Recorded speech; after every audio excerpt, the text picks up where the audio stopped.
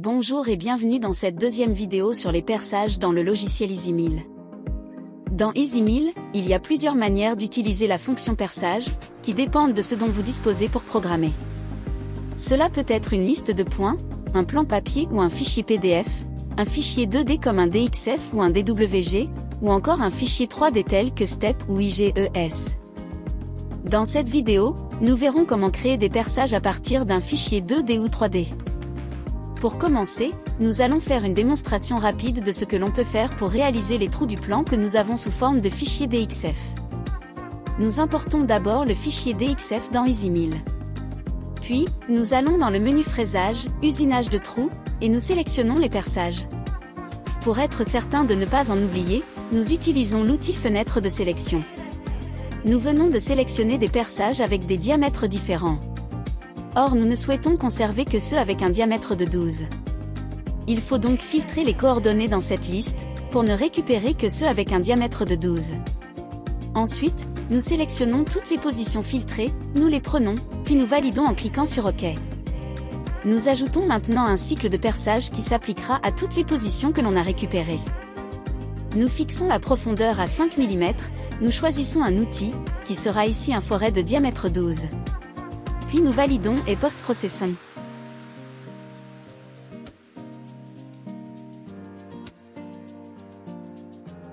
Et voilà! Expliquons maintenant plus en détail toutes les options proposées par EasyMill pour la sélection des positions à usiner. Tout d'abord, importez le fichier DXF. Allez dans Fichier, Ajouter ouvrir, puis recherchez les fichiers DXF et sélectionnez le fichier à ouvrir. Vous pouvez aussi glisser-déposer le document directement dans la fenêtre graphique d'EasyMill. Allez maintenant dans Fraisage, usinage de trous. Vous pouvez maintenant entrer les positions des perçages suivant les axes X, Y et Z, par rapport à leur référentiel d'usinage, ici l'origine des faux. Comme nous disposons ici d'un fichier DXF, utilisons la fonction permettant de sélectionner les perçages. Ce serait la même chose pour un fichier 3D. Pour ce faire, cliquez sur l'icône de sélection, puis cliquez sur les perçages. Vous pouvez les sélectionner un à un, ce qui présente l'avantage de choisir également l'ordre d'usinage. Remarquez que vous n'avez besoin de sélectionner qu'un seul arc de cercle sur les deux qui forment le cercle, car EasyMill calcule automatiquement la position du centre de cet arc. Puisqu'ils ont le même centre, en sélectionner un seul suffit. S'il y a beaucoup de perçages à sélectionner, nous vous conseillons d'utiliser une fenêtre de sélection. Pour cela, maintenez le clic gauche enfoncé, puis glissez la souris vers la gauche ou vers la droite. En allant vers la droite, tous les éléments présents à l'intérieur de la fenêtre seront sélectionnés. En allant vers la gauche, c'est cette fois-ci tous les éléments en dehors de la fenêtre qui seront sélectionnés. Validez la sélection par un clic sur la molette. Vous pouvez maintenant filtrer les positions que vous avez sélectionnées. En effet, vous avez capturé dans la fenêtre des ronds de différents diamètres, des points, des morceaux d'arc, en bref, plein d'entités que vous ne souhaitez pas forcément utiliser pour le perçage. Cette fenêtre vous permet de faire le tri entre les coordonnées qui ont été trouvées, et celles que vous allez réellement utiliser pour les perçages. Ce que vous avez à faire ici, c'est de placer dans la liste du bas les coordonnées que vous souhaitez utiliser en les choisissant parmi toutes les coordonnées présentes dans la liste du haut. Vous pouvez filtrer les positions selon 6 de leurs caractéristiques. Leur type, partiel pour les arcs, complet pour les cercles ou pour deux arcs de cercles superposés. Leur profondeur. Leur diamètre. Ou encore leur position sur les axes X, Y et Z.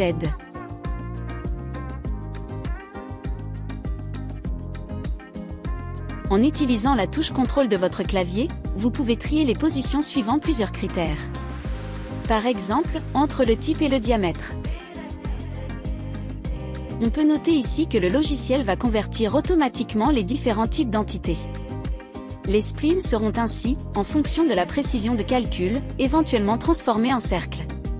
Un cercle complet sera détecté à une position particulière, même si celui-ci est en fait composé d'une multitude d'arcs de cercles qui se chevauchent. Une fois le filtrage effectué, vous pouvez sélectionner les positions, ou cliquer sur « Sélectionne tout », puis cliquer sur la double flèche. Validez en cliquant sur OK. Les positions que vous allez utiliser ont bien été récupérées. Trier les positions. Maintenant, ajoutez un cycle d'usinage qui s'appliquera sur l'ensemble des positions. Ici, ce sera un cycle de perçage, avec une profondeur de 5 mm, et pour l'outil, nous prenons un forêt de diamètre 12. Faites un double clic gauche pour le sélectionner, puis validez. Le cycle a été ajouté. Il ne nous reste plus qu'à valider la création des perçages, en cliquant sur OK. Les perçages ont été créés. À ce stade, il ne nous reste plus qu'à obtenir le programme en post-processant. Allez dans le menu Post-Process, exécution du post-processeur, ou bien cliquez sur l'icône raccourci. Voilà, le programme a été généré. Si vous souhaitez vérifier la trajectoire de l'outil lors des perçages, vous pouvez lancer une simulation, en cliquant sur l'usinage dans le bandeau blanc à gauche de l'écran et en faisant clic droit, Simulation. Cliquez sur les boutons en haut de l'écran pour lancer la simulation. En résumé, cette vidéo vous a permis de savoir comment créer un groupe de trous en sélectionnant des positions à l'aide d'un fichier DXF. Comme nous venons de le voir, EasyMill est capable de récupérer automatiquement des positions d'un fichier rapidement, en les filtrant au besoin pour ne récupérer que celle qui vous est utile. Cette récupération automatique vous permet non seulement de gagner du temps, mais aussi d'éviter les erreurs de ressaisie, qui sont communes dans ce genre de situation. EasyMill vous permet également de changer de machine au dernier moment, sans avoir à ressaisir la liste des positions. Nous reviendrons sur la création des cycles d'usinage de trous dans une autre vidéo. C'est tout pour cette vidéo sur les perçages à partir d'un fichier 2D ou 3D. Merci d'avoir suivi cette vidéo, et à bientôt pour une prochaine.